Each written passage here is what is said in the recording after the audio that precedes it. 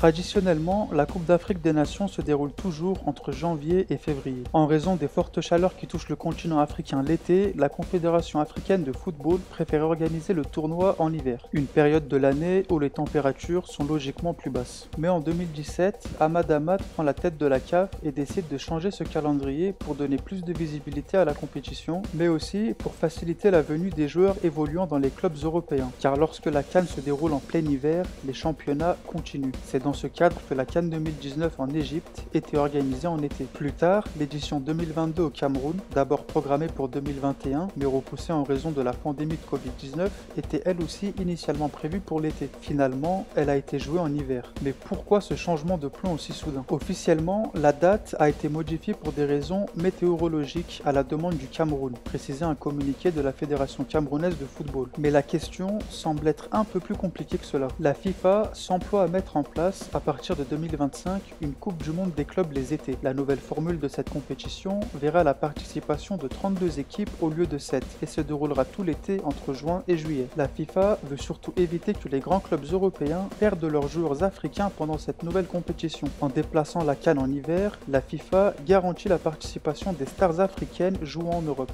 Une décision controversée qui soulève à nouveau des questions sur la considération accordée au football africain par les responsables internationaux.